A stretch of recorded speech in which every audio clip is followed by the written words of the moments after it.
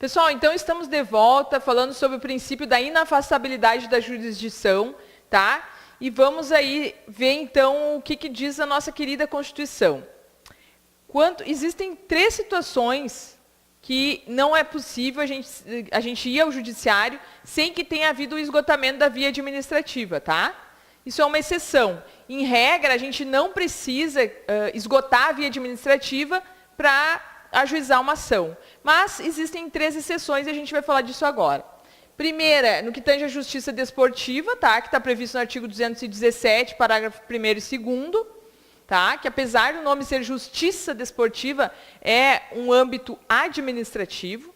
Então, primeiro houve um problema lá no que tange ao futebol, por exemplo. Primeiro vai à justiça desportiva, pleiteia, e depois vai ao judiciário. Segunda hipótese, artigo 7º, parágrafo 1º da Lei 11.417 de 2006, que é a lei da súmula vinculante, tá? Que fala que contra omissão ou ato da administração pública, o uso da reclamação só será admitido após o esgotamento da via administrativa. Bom, aqui eu preciso fazer uma observação mais longa. Pessoal, por exemplo, a gente tem lá a súmula vinculante 11, que a gente já tratou, né, anteriormente, que fala que a regra é não algemar, mas que se houver um risco, né, a integridade tanto da pessoa que praticou um ato, um delito, né, quanto de terceiros, é possível algemar, mas tem que ter justificativa por escrito. A justificativa pode ser posterior, né, mas tem que ser por escrito, sob pena de causar uma nulidade a essa prisão e uma responsabilização do servidor. Isso é uma súmula vinculante. Quando há um descumprimento de súmula vinculante, o que cabe, né, a medida cabível é uma reclamação ao STF, tá, que eu coloquei aqui. Mas aí a gente precisa entender o que é a súmula vinculante. A súmula vinculante, ela foi introduzida no nosso ordenamento a partir da emenda 45 de 2004, tá? Que alterou o artigo 103 da Constituição, então, dando ensejo a essa nova figura, tá? A gente tem vários tribunais, né? A gente tem vários tribunais superiores e todos eles podem editar súmulas, assim como o STF também pode, tá? Mas existem as súmulas vinculantes. Essas só o STF pode editar, tá? Somente o STF. Então, a gente tem o TST, a gente tem o STJ, a gente tem o STM, a gente tem o TSE, né? E todos eles podem editar súmulas. O que são súmulas? São decisões reiteradas, né, dos tribunais. Que daí o tribunal diz assim, não, vamos sumular isso aqui, vamos editar um texto, interpretando uma lei e tal, para que o juiz lá de 1º grau saiba qual é o nosso entendimento. Vamos supor aí uma questão lá do direito do trabalho. O TST lá diz, não, vamos editar uma súmula aqui para que o juiz trabalhista lá ele saiba como que a gente pensa aqui para que ele já dê a decisão assim, nesse sentido. Então, o papel da súmula é uniformizar as decisões, tá? Então, vejam, me acompanhe aqui só para vocês entenderem isso. A gente tem aqui a primeira instância, a segunda instância e as instâncias superiores. E temos o STF, né, gente? Que é o último grau lá dentro do Poder Judiciário. Então, os juízes de 1º grau, eles emitem sentenças. Aqui a gente tem a primeira instância, temos juízes singulares que emitem sentenças. Se eu não me conformar com aquela sentença, eu posso recorrer. Se for uma decisão do juiz estadual, eu vou para o TJ, né, gente, para o Tribunal de Justiça, cada estado tem o seu. Se for uma decisão do juiz federal, vai para o TRF. Aqui a gente tem, então, a segunda instância. Aqui, pessoal, a gente não tem mais um juiz julgando. Nós temos um órgão colegiado, tá? Composto por vários julgadores, tá? Então, aqui eles emitem acórdão, tá? Aqui era a sentença, agora é acórdão. Não havendo uma conformação ainda com essa decisão, é possível recorrer também para o STJ, né? E aí também é um órgão colegiado que vai emitir um acórdão. E, por fim, temos o STF. Bom, as súmulas vinculantes, elas vêm daqui, ó. A súmula vinculante, pessoal, o nome tem que servir para alguma coisa, né? Então, ela vincula o juiz lá de 1º grau.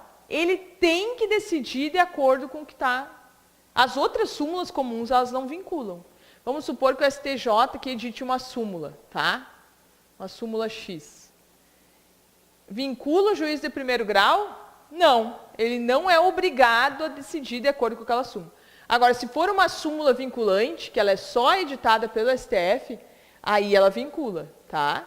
Se o juiz não cumprir ela, cabe reclamação para o STF. Agora, a súmula vinculante, ela não vincula só o judiciário. Ela vincula também a administração pública direta e indireta das esferas federal, estadual e municipais, tá, gente? Então, o servidor do município de Chapecó, por exemplo, tem que cumprir o que está na súmula vinculante. O policial militar do estado X tem que cumprir o que está na súmula vinculante, tá? Então, se tiver uma súmula vinculante, ela vai vincular não só o judiciário, como também a administração pública. Muito bem. Então, quando houver um descumprimento, tá? Ou uma omissão, tá? Pela administração pública, primeiro, vamos supor que um guarda municipal algemou e não fez a justificativa. Primeiro, eu vou me reportar, né, ao prefeito, por exemplo, né, ou vou me reportar ao chefe imediato dele. Depois eu vou ao prefeito, até terminar todos os níveis ali do processo administrativo. Para só depois, então, caber uma reclamação. É isso que está dizendo aqui. E a última hipótese, pessoal, que tem que haver o esgotamento da via administrativa é no caso do habeas data, tá? Que a gente vai ver depois com calma, né, esse remédio, mas ele é um remédio constitucional que visa que a pessoa, né, que o impetrante tenha acesso a informações suas, tá, pessoais, em bancos de dados públicos. Vamos supor que eu tenho uma informação minha lá na Receita Federal que esteja incorreta. Eu quero corrigir, me reporto até a Receita Federal e não consigo fazer isso administrativamente. Então, eu posso ajuizar um habeas data, é uma ação judicial também, para requerer, né, essa retificação desse dado meu. Então, vejam, primeiro eu tenho que tentar administrativamente para depois ajuizar a ação. Então, regra, preciso esgotar a via administrativa para ir para o judiciário? Não.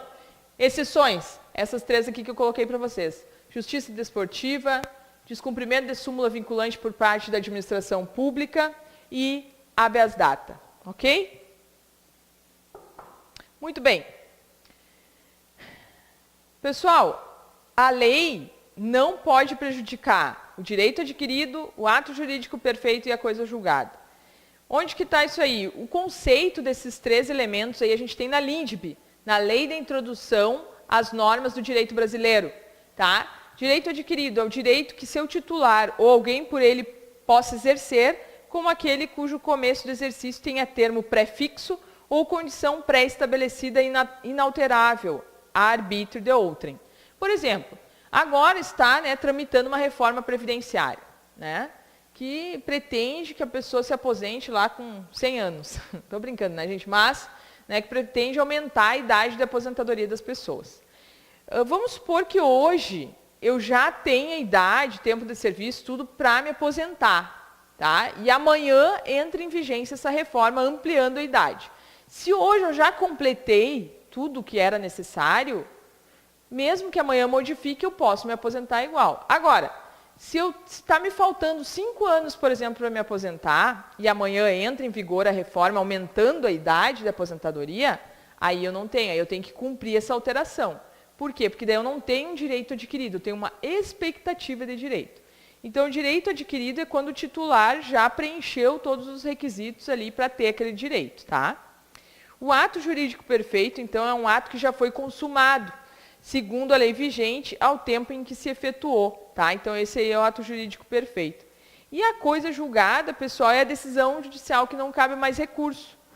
Nesse exemplo aqui, né, a pessoa ajuizou uma ação, recorreu de novo, recorreu até o STF, não cabe mais nenhum tipo de recurso, então eu tenho a coisa julgada. Então a lei também não pode atingir. Veio uma lei nova aí, reforma trabalhista, reforma previdenciária, ou qualquer outra lei. Ela não pode ferir o direito adquirido, o ato jurídico perfeito e a coisa julgada. Voltamos agora para o estudo da Lei Seca, Constituição Federal, artigo 5º, inciso 37 nesse momento. não haverá juízo ou tribunal de exceção. Vejam que agora a gente vai para outro lado, né, do direito. Então aqui, ó, não pode haver, se eu cometer um crime ou se eu cometer um ilícito civil, eu tenho que ser julgada pelo juiz togado, né, que já está pré-estabelecido lá, já passou num concurso, por um tribunal que já está pré-estabelecido. Não pode, após o cometimento de determinado ato, né, ser estabelecido um tribunal para julgar aquele caso ali, tá? Então, por exemplo, todas as pessoas são julgadas pelo juiz X aí, mas o João lá cometeu um ato X e aí vão criar um tribunal específico para julgar ele. Não, não pode, gente, tá? Não é cabível um tribunal ou um juízo de exceção. A pessoa vai ser julgada pelo juiz, seja ele civil, penal, trabalhista, enfim, que já está estabelecido, tá? Inciso 38, é reconhecida a instituição do júri. Então, aqui a gente está caminhando na área penal, né, gente? Com a organização que lidera a lei, assegurados. Olha os princípios aí do júri. Plenitude da defesa, sigilo das votações, a soberania dos vereditos e a competência para julgar os crimes dolosos contra a vida, tá? Então, a plenitude da defesa, aquela pessoa que está sendo processada, né, que vai sofrer um júri, ela pode se defender de todas as formas, né? Com documentos, com testemunhas, com perícias, com fotos, com áudios, né, gente? Então, ela tem pleno direito à defesa. O sigilo das votações. O corpo de jurado, ele não precisa revelar se ele votou sim ou não, ou seja, se ele condenou ou não condenou. Ele simplesmente vai colocar numa urna lá o sim ou não, e não precisa contar para ninguém. Aliás, é melhor que nem conte, né, gente? A soberania dos vereditos. Então, a gente tem um juiz togado, né, gente, que preside a audiência, mas quem vai dar lá a decisão se a pessoa vai ser condenada ou não é a população, é um voto popular, tá? E ele é soberano. O juiz não pode interferir nisso. Então, soberania dos vereditos. E a competência para julgar os crimes dolosos contra a vida. Então, veja, um homicídio culposo, por exemplo, a pessoa está dirigindo o seu carro na velocidade adequada, né, dentro de todos os parâmetros normais, mas acaba matando alguém, tá? Então, ela não tinha intenção de matar aquela pessoa. Então, a gente tem um homicídio culposo. Esse não vai para júri popular. Agora, se for um homicídio doloso, por exemplo, a pessoa bebe e dirige, pode ser interpretado que há um dolo eventual, né? Porque ela sabe que não pode beber e dirigir. Então, aí seria sujeito, sim, ao júri popular, tá? Então, é o homicídio doloso, o aborto, o infanticídio e o auxílio ou instigamento ao suicídio, que são competências do júri. Dentro do conceito de homicídio doloso, a gente tem também hoje, né, a figura do feminicídio, que é quando alguém mata a mulher, né, por ela ser mulher, pelo gênero, por questões relacionadas ao gênero. Tá? Aqui, ó, inciso 39. Não há crime sem lei anterior que o defina, nem pena sem prévia combinação legal. Então, se hoje eu cometi um ato que não é considerado hoje crime, eu não posso ser punida por aquele ato. Tá? Eu só posso ser punida por um ato que, quando eu cometi, já há a previsão dele como um crime, e então eu posso ser punida. Tá, gente? Então, não há crime sem lei anterior que o defina. Tá? Vamos supor aí que a pessoa foi no carnaval e beijou 1000 pessoas. Isso é crime? Não. Ela pode ser punida por isso? Não. Pode ser uma conduta imoral. Algumas pessoas podem classificar, né, como uma conduta que fere a moral daquela população. Mas não é um crime, tá? Então, em alguns países pode ser, por exemplo, né, que ser homossexual seja crime, por exemplo, né? Aqui no Brasil não é, né, gente? Então, não há crime sem uma lei anterior que o defina, tá? Aqui eu fiz algumas observações, então, sobre esses incisos que a gente viu anteriormente. Então, não haverá juízo ou tribunal de exceção. Eu coloquei que trata-se de uma garantia constitucional que evita discriminação, né? Porque senão, um desafeto lá de alguém comete um ato e diz, não, vamos criar aqui um tribunal para julgar ele. E aí condena a pessoa, tá? E também aí a gente tem que fazer alusão ao inciso 53, que fala que ninguém será processado nem sentenciado senão pela autoridade competente. Ó, que é o princípio do juiz natural. Tá? O princípio do juiz natural, ele é uma garantia, né, que é tridimensional. Tá? Não haverá juiz ou tribunal ad hoc. Todos têm direito a submeter-se a julgamento por juiz competente e pré-constituído. E o juiz deve ser imparcial. Ok, galera? Vamos lá. Ó, então, isso é o que eu já comentei com você sobre o tribunal, tá?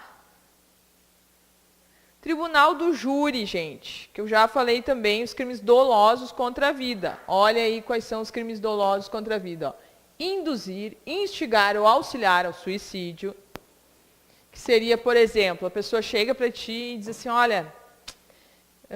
Karen, eu estou com um problema muito grave, estou endividado, ou então eu briguei com o amor da minha vida. Eu digo, olha, nesse teu caso, meu querido, não tenho o que fazer, só se matando para resolver o problema. Então vejam, eu estou induzindo a pessoa a se matar. Ou então a pessoa chega e diz para mim assim, olha Karen, eu perdi o grande amor da minha vida, eu estou pensando em me matar. Eu digo, isso, te mata, que é a melhor coisa que tem para tu fazer. Então vejam, eu estou instigando a pessoa a se matar. Ou auxiliar, que seria, a pessoa chega e me diz, olha, eu estou pensando em me matar. Eu digo, está aqui a arma, ó, ou está aqui a corda, vai lá e te mata. Né, gente, que é auxiliar ao suicídio.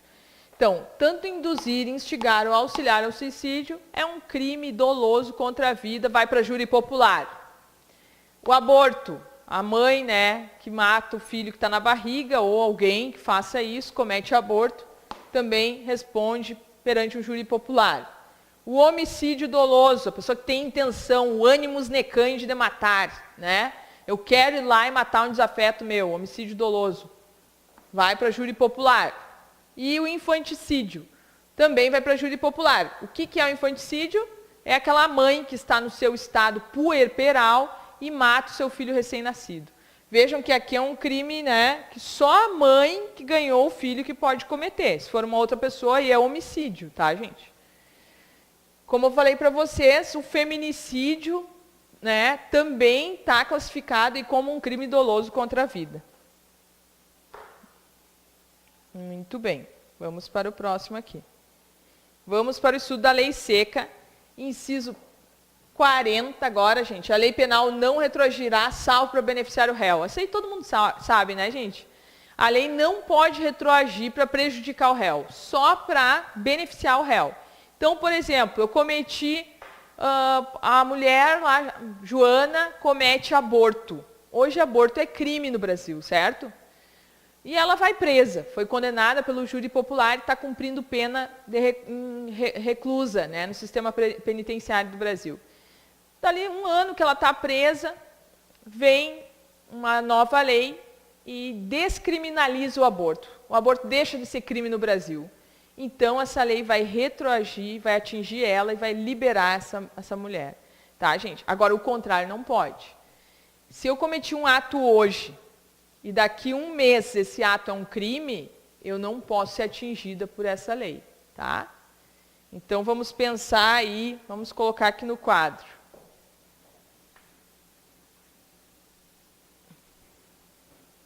Vamos colocar aqui que fica mais fácil de entender.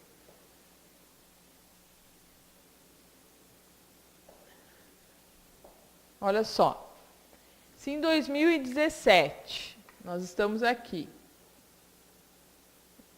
a Joana pratica aborto, foi condenada. Joana condenada por aborto, tá?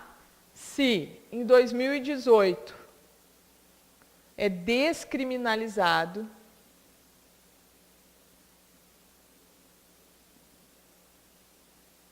o aborto, vem uma lei X lá e muda, tá? Muda o Código Penal e diz que o aborto não é crime. Essa lei aqui vai retroagir e ela vai ser liberada, ok? Muito bem. O contrário não é possível, pessoal, tá? Vamos pensar assim, ó, que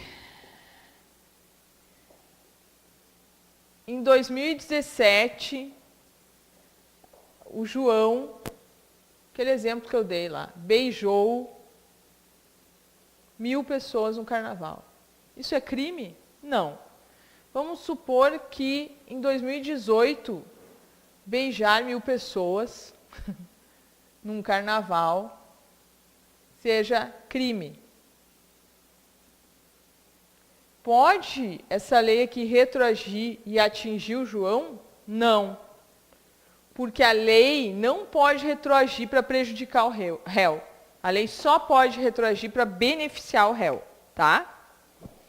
Inciso 41. A lei punirá qualquer forma de discriminação atentatória aos direitos e liberdades fundamentais. Inciso 42. A prática do racismo constitui crime inafiançável e imprescritível, sujeito à pena de reclusão, nos termos da lei.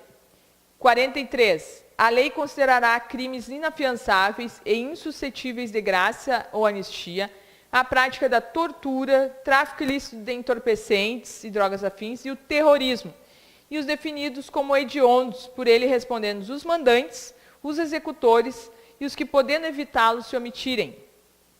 Inciso 44. Constitui crime inafiançável e imprescritível a ação de grupos armados civis ou militares contra a ordem constitucional e o Estado democrático. Pessoal, a gente tem que pegar isso aqui, o 42, tá? E analisar ele junto com o 44. Por quê? Porque os dois falam de crime inafiançável e imprescritível. Tem que cuidar para não se confundir com esse 43 aqui, que trata dos inafiançáveis e insuscetíveis de anistia, tá? Então, olha só, se perguntar para vocês, vou dar um macete aqui que vocês não vão errar na prova. Vai cair essa questão aí, sempre cai. Se perguntar para vocês assim, ó. Uma dica, pessoal, peguem o áudio da Constituição e escutem. Todos os dias vocês têm que se organizar, né? Por exemplo, segunda é o meu dia de estudar a Constitucional, segunda e quinta. Tem que pegar e ler. A grande maioria dos concursos é letra da lei. Por isso que eu estou indo aqui inciso por inciso. Porque o que eles vão cobrar de vocês é a letra da lei e vão trocar alguma palavrinha, tá? Então, o crime inafiançável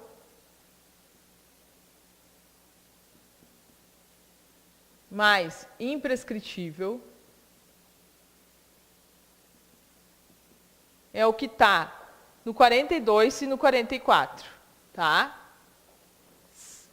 A dica é ração, tá? O R é de racismo e ação é ação de grupos armados, tanto civis quanto militares. Tá? Agora, quais são os crimes inafiançáveis